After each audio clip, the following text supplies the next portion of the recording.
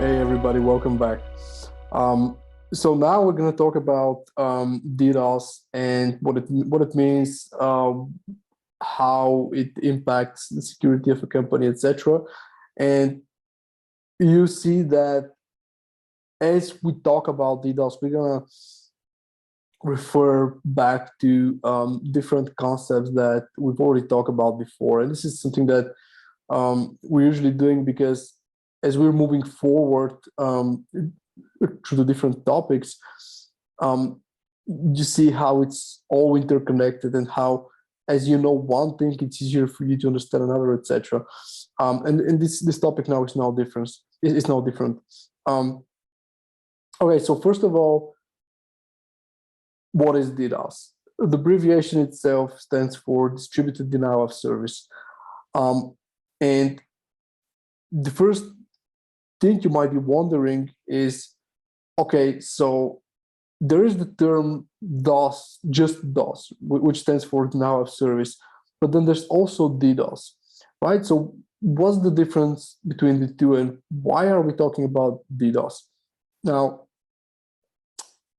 imagine it this way. Let's first talk about DOS per se. So let's say that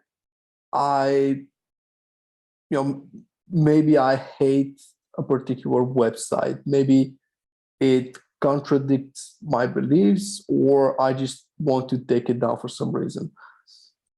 If I'm able to generate enough traffic from my machine that I actually go beyond the amount of traffic that the website is able to handle, then at a certain point it's going to stop serving not just mine, but any requests.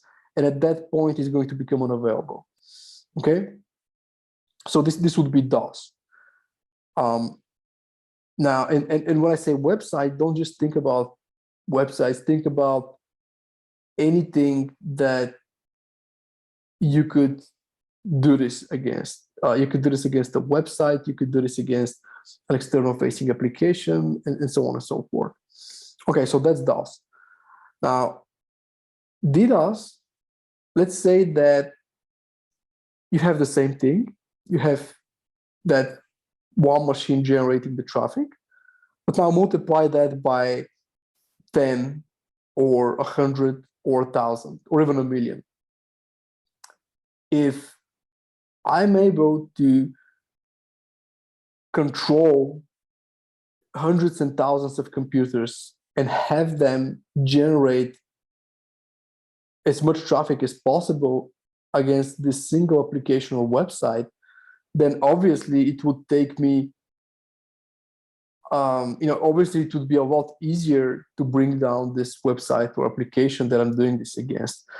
And now I'm able to actually take down websites or applications that have a lot more resources than before, because I now have the horsepower to do that, or the manpower, or the computer power, or whatever you want to call this. Okay.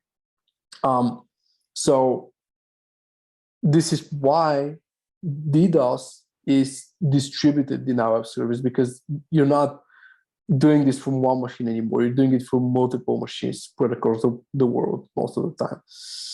Okay, and this probably answers the other question: why are we talking about DDoS in particular? Well, because DDoS is the more powerful way of doing DOS attacks, and DDoS is what takes down some of the, what has taken down or could take down, some of the most popular and powerful websites on the planet. Because at the end of the day, it's simple math, right? If you're able to generate enough traffic in order to block this website or this application, then you just need to do the math and gather as many computers as possible, and you'll be able to do it, because no one is immune to that, right? If you're able to put enough resources into such an attack, you'll be able to pull it off. So that's about the difference between the two. Now, The other thing, and we've already mentioned it, I already mentioned it in one form or another, but because it's an attack, we need to map it against the CIA triad that we are already familiar with, the confidentiality, integrity, and availability triad. So which one of these do you think DDoS impacts? And I just said it a moment ago, but the obvious answer, and just make sure that you understand and remember it, is availability. DDoS is an attack against the availability of a given system. So if the website is no longer functional, or if the application is no longer functional, then obviously it's not available anymore. Obviously, users are not able to access it anymore. If I pull off a DDoS attack, a successful DDoS attack against, let's say, a social media website, then all the people who want to go there in order to share their images or look at other people's images or videos or content and so on, won't be able to do it because the availability will be impacted. Okay. Now, if we wanted to give a bit more of an extreme example, and the reason for doing this is because in real life, this is actually happening. Let's say that we're no longer talking about the social media website. Let's say that we are now talking about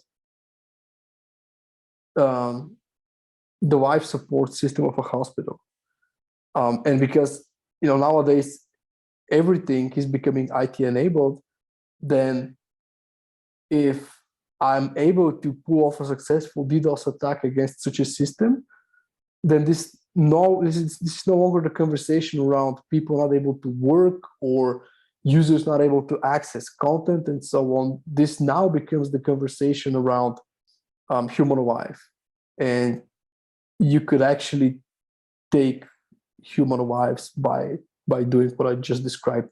Now, again, it's a bit of an extreme example, but at the same time, keep in mind that several years ago there was I can think of at least 2 examples of such attacks that happened, which actually had consequences and which actually impacted people's lives. Okay, and the same goes for the other example that you can think of. Let's say that let's say that there's a DDoS attack against the company's payroll application, for example, or payroll system. Then people would not be able to receive their salaries because of that. So this is all impacting a system's availability. And this graphic here shows just that. Let's say that this is, let's say that we're talking about the school, right? And the school has its own IT system. It has its own IT infrastructure, maybe. It has everything that's needed in order for teachers to be able to deliver content to students. If there's a DDoS attack against this system, then the school would effectively stop working, or its work would be very severely impacted, because it's not that this whole thing could not go offline for a bit. It's more around the fact that teaching nowadays has become so interactive that you almost could not get away without things like a PowerPoint presentation or some video content or even some audio content, So this would all be impacted by such an attack. Okay, now I'm going to give you a few examples in order to put some context around this whole thing. So the first type of attack that we're going to look at is the so-called SYN flood attack. And if you remember, some time ago, we talked about the TCP and UDP protocols.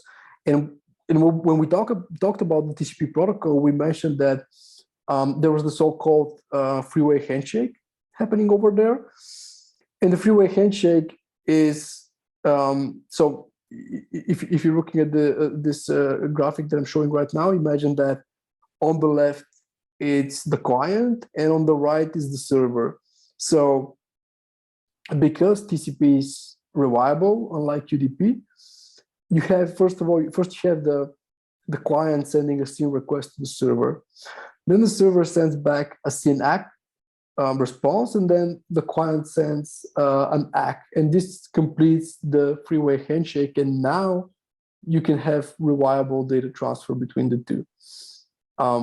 So this is all about reliability. Now you might be wondering how this translates into, or how is this related to DDoS? Well, in the SYN flood attack, you have the threat actor or a hacker generating SYN requests against the server. And the server, because this is the way TCP works, the server is returning SYN ACK responses to the client.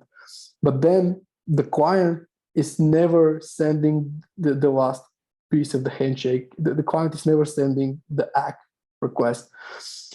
What's happening because of that? Well, you end up with a great number of open